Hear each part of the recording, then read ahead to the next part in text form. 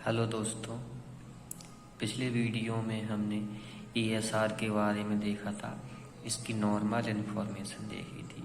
इस वीडियो में हम ईएसआर के बारे में देखेंगे कि ये इसको बिल्कुल पूरी तरह से कि ये होता क्या है, कैसे बढ़ता है, इसके नॉर्मल रेंजेस क्या होते हैं, एबनॉर्मल कॉजेज़ क्या होते हैं इससे कौन सी बीमारियां हो सकती हैं और इसके मेथड कैसे होते हैं और उनको यूज़ कैसे किया जाता है।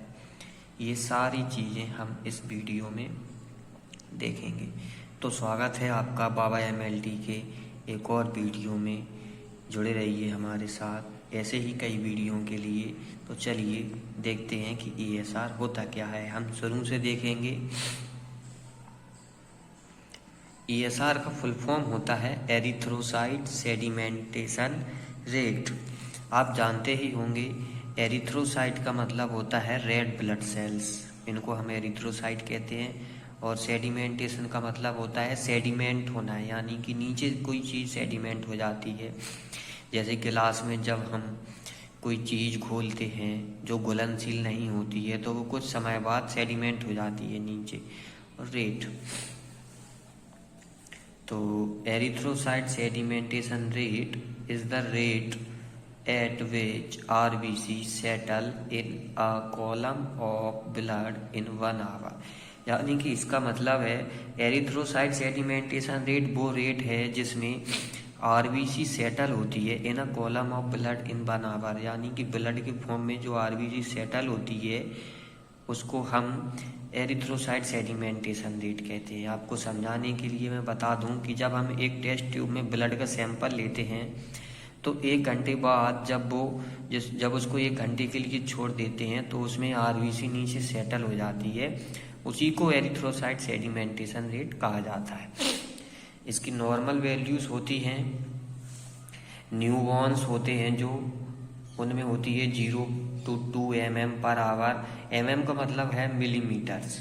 और चिल्ड्रन में होती है, चिल्ड्रन जैसे 8 से 10-12 साल के बच्चे 0 to 10 mm/आवर। और जो अडल्ट मैन होते हैं उनमें 0 to 15 mm/आवर होती है। वुमेन होती है उसमें 0 to 20 mm/आवर होती है। इसका मतलब ये है कि ये विमेन में ज़्यादा पाया जाता है। अब इसका क्लिनिकल सिग्निफिकेंस देखेंगे। इसका क्लिनिकल सिग्निफिकेंस ये बताता है कि ESR is greater in women than in man and it is related to difference in packed cell volume. इसका मतलब है कि ESR जो है वो मैन के मुकाबले वुमेन में ज़्यादा होता है और ये पैक्ड सेल वॉल्यूम से जुड़ा होता है। ये यानी कि ये कहीं ना कहीं पीसीबी से भी जुड़ा होता है।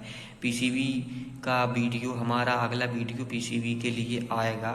अभी हम ईएसआर की बात कर रहे हैं तो ईएसआर का बता दिया है मैंने कि ये वुमेन में ज़्यादा होता है, मैन में कम होता है।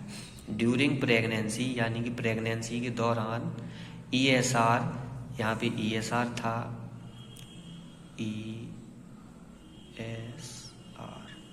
ESR gradually increases after 3rd month. यानी कि प्रेगनेंसी के दौरान ESR अपने आप बढ़ने लगता है तीसरे महीने में ESR अपने आप बढ़ने लगता है प्रेगनेंसी के समय।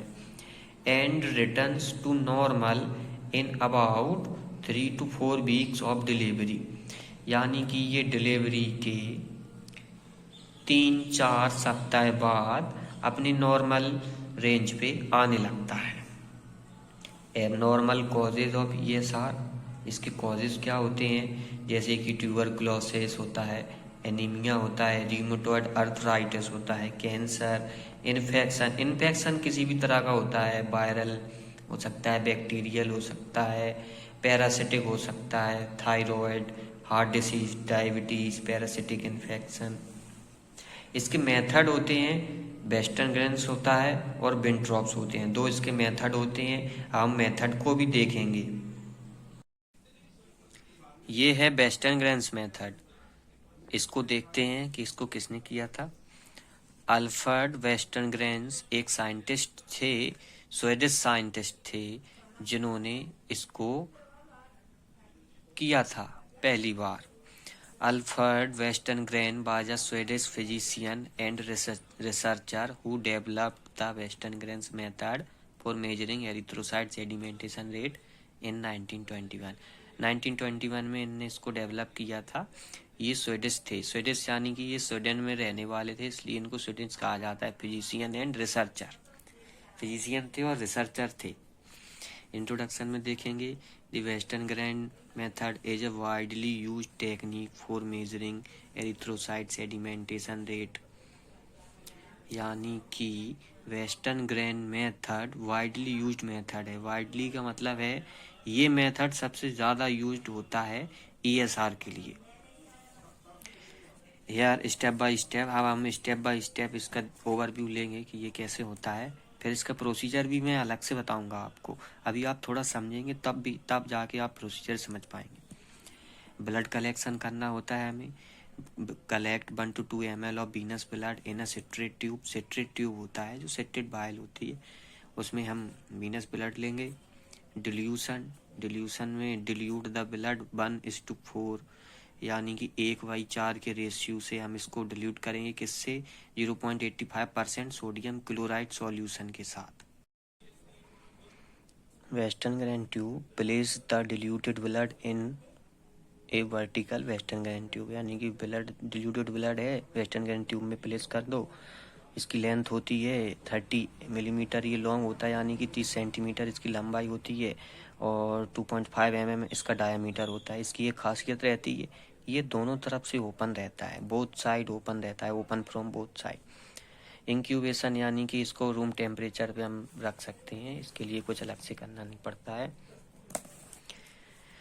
मेजरमेंट है, मेजरमेंट में इसको mm में मेजर करते हैं हम अपनी normal value. Requirement stop watch होती है, ट्यूब स्टैंड होता है फॉर होल्डिंग, ग्रेजुएटेड वेस्टर्नग्रेन ट्यूब होता है। प्रिंसिपल सबसे इम्पोर्टेंट चीज़ होती है। When well mixed anticoagulated blood is placed in a vertical tube, यानी कि एंटीकोagulated blood जब वर्टिकल ट्यूब में प्लेस किया जाता है, the erythrocyte tends to fall towards the bottom of the tube, यानी कि जो एरिथ्रोसाइट्स होते हैं, जो रेड ब्लड सेल्स होते हैं, बॉटम में, ट्यूब के बॉटम में फॉल होता है, उनका सेडिमेंट होना चालू हो जाता है। Till they form the packed column in a lower part of the tube in a given time of 1 hour, 1 घंटे के अंदर ये सेडिमेंट हो जाते हैं। ऐसा ही इसका प्रोसीजर है। Fill the Westergren tube exactly up to 0 mark, यानी कि 0 मार्क तक फिल करना होता है, 0 मार्क इसका ऊपर होता है। Place the tube upright in the stand, इसको ऐसा प्लेस कर दीजिए। Note the time, allow the tube exactly stand for 1 hour, 1 घंटे के लिए इसको छोड़ दीजिए।